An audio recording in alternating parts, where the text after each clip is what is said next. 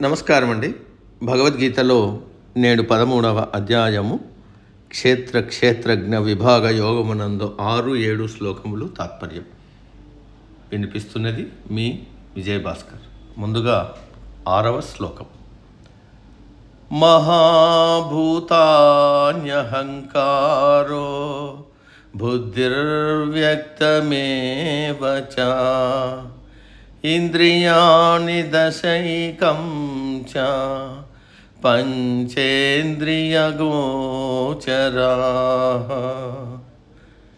ఇచ్ఛాద్వేష సుఖం దుఃఖం సంజ్ఞాతశ్చేతనా ధృతిః ఏతచ్ఛేత్రం సమాసేన సవికారముదాహృతం.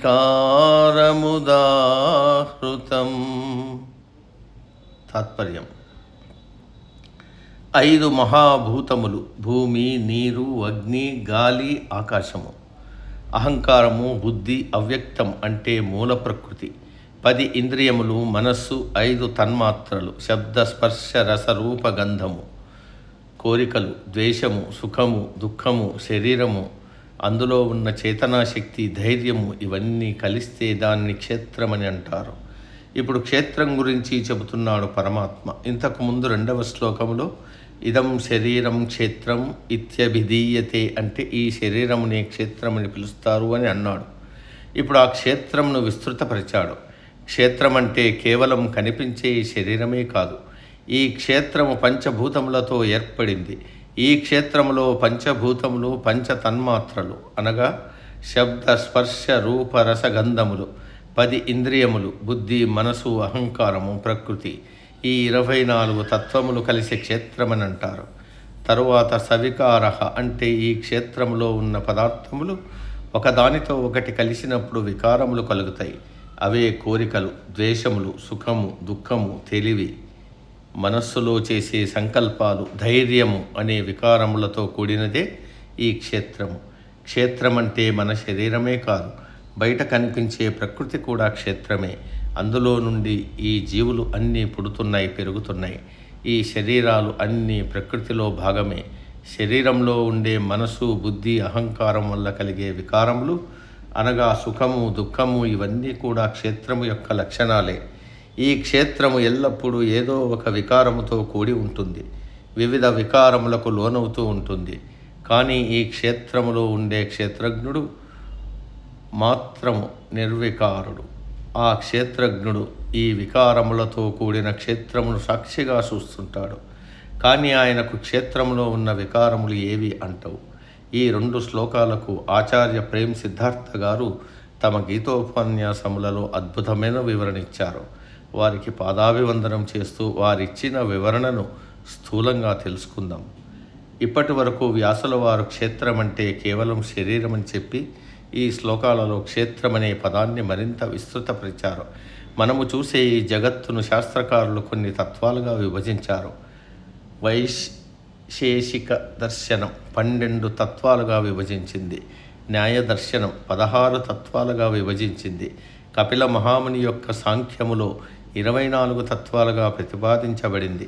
ఈ ప్రకారముగా విభజించబడినప్పటికీ వేదాంతం యొక్క ముఖ్య ప్రయోజనము జీవుడు, ఈశ్వరుడు, వీరి ఐక్యము. కాబట్టి ఎన్ని తత్వాలు ప్రతిపాదింపబడ్డా ముఖ్యమైన ఉద్దేశం జీవేశ్వై ఐక్యం. కాబట్టి ఎన్ని తత్వాలుగా విభజింపబడ్డా దానివల్ల ఎటువంటి నష్టము లేదు. తత్వాలు ఎన్ని ఉన్నా ఉద్దేశం ఒకటే. కాబట్టి వేదాంతము సాంఖ్యయోగములో కపిలముని ప్రతిపాదించిన 24 తత్వాలనే ప్రమాణంగా స్వీకరించింది. సాంఖ్యము ప్రకారం పరమాత్మ, ప్రకృతి 2 ఉన్నాయి, 2 స్వతంత్రంగా ఉన్నాయి. కానీ వేదాంతం మాత్రం ప్రకృతి పరమాత్మ మీద ఆధారపడి ఉంది అని అంటుంది. పరమాత్మ అవ్యయుడు, నాశము లేనివాడు. ఆ పరమాత్మ నుండి మూల ప్రకృతి ఆవిర్భవించింది. దానినే మహత్తత్వమని అంటారు.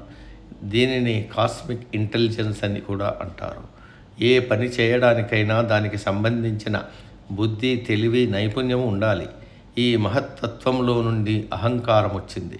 ఈ బుద్ధి, తెలివి ఎప్పుడు ఆవిర్భవించాయో వెంటనే దానికి సంబంధించిన నేను అనే అహం అనే తత్వం కూడా పుడుతుంది. దానినే అహంకారము అంటారు.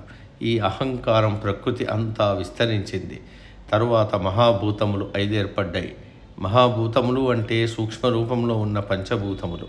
వీటి నుండి 10 ఇంద్రియములు, మనస్సు సూక్ష్మ రూపంలో ఏర్పడ్డాయి. అంటే సూక్ష్మ రూపంలో మొత్తం 18 తత్వాలు ఏర్పడ్డాయి. తరువాత ఈ స్థూల జగత్ ఏర్పడింది. అంటే ఇప్పుడు మనం చూస్తున్న భూమి, అగ్ని, వాయువు, నీరు, ఆకాశము ఏర్పడ్డాయి. అంటే 23 అయ్యాయి. ప్రకృతి ఒకటి, మొత్తం 24 తత్వాలు. వీటిని కపిల మహర్షి తన సాంఖ్యంలో ప్రతిపాదించారు. ఇప్పుడు మనం శ్లోకాన్ని చదువుదాం. అవ్యక్తం అంటే ప్రకృతి, బుద్ధి అంటే కాస్మిక్ ఇంటెలిజెన్స్ అంటే మహత్తత్వం. తర్వాత అహంకారం. ఈ అహంకారం 3 రకాలు: సాత్విక అహంకారం, రాజస అహంకారం, తామస అహంకారం. మహాభూతాని అంటే పంచభూతాలు సూక్ష్మ రూపంలో ఉండటం. మహా అంటే అత్యంత పెద్దది, అలాగే అత్యంత సూక్ష్మమైనది. అణువు కంటే పరమాణువు సూక్ష్మమైనది, కానీ దానిని పరమ అంటే అన్నిటికన్నా గొప్పది అని అన్నారు.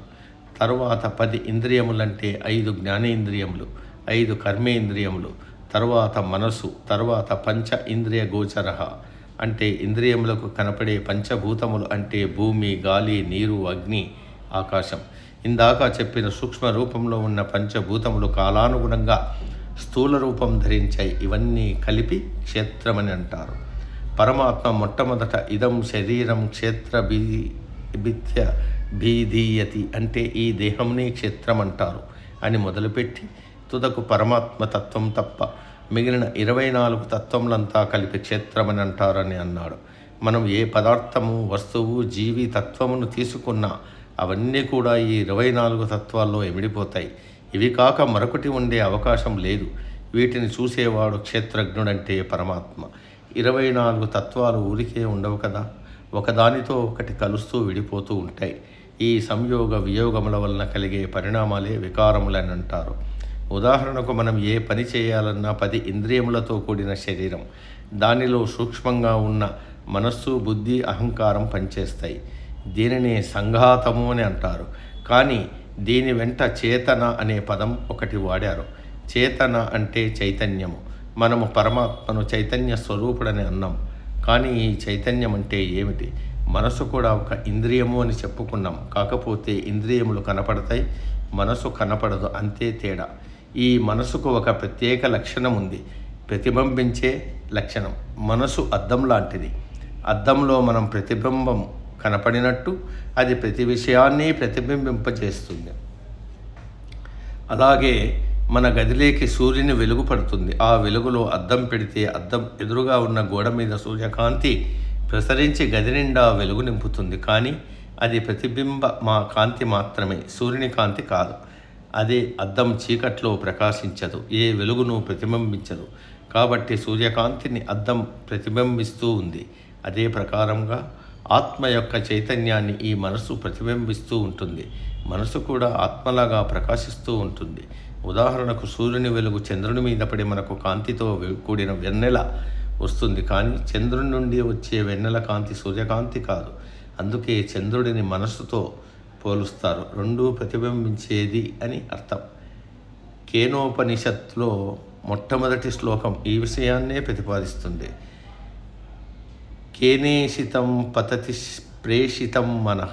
ఎవరి ప్రేరణ చేత, ఎవని చేత ప్రేరేపించబడి మనసు కదులుతూ ఉంటుందో, మనోవేగంతో ప్రయాణిస్తూ ఉంటుందో అతడే విశ్వచైతన్యము. ఈ విశ్వచైతన్యము ప్రతి జీవిలోనూ ఆత్మ చైతన్యముగా ప్రకాశిస్తూ ఉంది. కాబట్టి మనసు ఆత్మ చైతన్యము యొక్క ప్రతిబింబము. మరి ఈ ప్రతిబింబము ఎక్కడ ఉంది? సూర్యుడు అంతరిక్షంలో ఉన్నాడు. అద్దంలో ఉన్న సూర్యుడు భూమి మీద ఉన్న మన ఇంట్లో ఉన్న అద్దంలో ఉన్నాడు. అలాగే ఈ చైతన్య ప్రతిబింబం మన శరీరంలో ఉన్న మనసులో ఉంది, అంతేకాని ఆత్మలో లేదు. అంటే ఈ ప్రతిబింబ చైతన్యం క్షేత్రమే కానీ క్షేత్రజ్ఞుడు కాదు. అందుకని చేతన అని క్షేత్రము గురించి, దాని వికారాలను వివరించే శ్లోకంలో చెప్పాడు వ్యాసుల వారు. తరువాత వికారముల గురించి చెప్పారు. అవే ఇచ్ఛా, ద్వేష, సుఖం, దుఃఖం. ఈ ప్రతిబింబిత చైతన్యం కలిగిన మనస్సు బయట ప్రపంచంలో తిరుగుతూ ఉన్నప్పుడు ఇది కావాలి, అది వద్దు, ఇది నాకు ఇష్టం, అది నాకు అయిష్టం అనే వికారాలు సహజంగా కలుగుతుంటాయి. ఇష్టమైనవి లభించినప్పుడు సుఖం, ఇష్టం లేనివి లభించినప్పుడు దుఃఖం కలగటం కూడా అత్యంత సహజం. అందుకని ఇచ్చా ద్వేషాలు, సుఖ దుఃఖాలు మనసు నుండి పుట్టిన వికారాలు. ఈ శ్లోకంలో చెప్పబడిన ఆఖరి వికారము ధృతి, దానిని సంకల్పశక్తి. మనం ఒక వస్తువు కావాలని దాని వెంట పడతాం, దానిని పొందడానికి సంకల్పం చేస్తాం, అంటే గాఢంగా కోరుకుంటాం. మనకు ఇష్టం లేని వస్తువు నుండి దూరంగా పారిపోవాలని కోరుకుంటాం. అంటే పూజ చేసేటప్పుడు సంకల్పంలో చూడండి, నాకు అది కావాలి, ఇది కావాలి అని కోరుకుంటాం. దుఃఖములు నివారణ కావాలి, కష్టాలు తొలగిపోవాలని కోరుకుంటాం. ఈ సంకల్ప శక్తినే ధృతి అని అంటాం. ఈ ధృతి కూడా ఇచ్ఛాద్వేషములతో అనుసంధానమై ఉంటుంది. ఈ వికారాలన్నీ కూడా క్షేత్రము యొక్క వికారాలే. ఏ తత్క్షేత్రం సవికారం ఉదాహృతం, అంటే ఈ క్షేత్రము ఈ వికారములు అన్నిటితో కూడినది అని చెప్పబడింది అని వ్యాసుల వారు క్షేత్రము గురించి సమాసేన అంటే సంగ్రహంగా వివరించారు. ఈ సందర్భంలో ఆచార్య ప్రేమ్ సిద్ధార్థ గారు ఒక విషయం చెప్పారు, అది కూడా మీకు వివరిస్తాను. ఈ క్షేత్రంలో ఎన్నో పదార్థాలు ఉన్నాయి. ఉదాహరణకు బంగారం, అది భూమిలో మట్టి రూపంలో ఉంది. దానిని వెలికి తీసి శుద్ధి చేసి బంగారంగా చేసి దానితో వివిధములైన ఆభరణాలను ఆకర్షణీయంగా తయారు చేస్తారు. అవన్నీ దుకాణంలో ఉంటాయి. ఇప్పటి వరకు అవి పదార్థాలే. వాటిని చూసి అవి నాకు కావాలి, నాకు చెందాలి, నా దగ్గరే ఉండాలనే సంకల్పం కలిగితే అప్పుడు అవి విషయములవుతాయి. విషయము అంటే బంధనం కలిగించేది. ఎలాగంటే ప్రపంచంలో దొరికే పదార్థాలను పొందాలనే కోరిక పుడుతుంది. వాటి వెంట మనసు పరిగెడుతుంది, వాటిని సంపాదిస్తుంది, తన సొంతం చేసుకుంటుంది. అప్పుడు ఆ విషయాల వలన బంధం కలుగుతుంది. ఆ బంధాలే వాసనలు. ఈ వాసనలు గాఢంగా పరిణమించి మరుజన్మకు కారణమవుతాయి. ఇది ఒక్క బంగారానికే కాదు, భూమి, ధనము, ఇల్లు, పదవి, స్త్రీ, సంతానము, బంధువులు, మిత్రులు, వివిధములైన సుఖములనిచ్చే వస్తు సముదాయం మొదలైనవన్నీ ఈ విషయాల కిందికి వస్తాయి. అందుకే వీటిని విషయ వాంఛలని అన్నారు. వీటి నుండి దూరంగా ఉండడమే వైరాగ్యం. దానినే మనం అలవరుచుకోవాలి. నేటికి సమాప్తం. తదుపరి శ్లోకం రేపటి రోజు. సర్వే జన సుఖినో భవంతు. అందరూ బాగుండాలి, అందులో మనం ఉండాలి.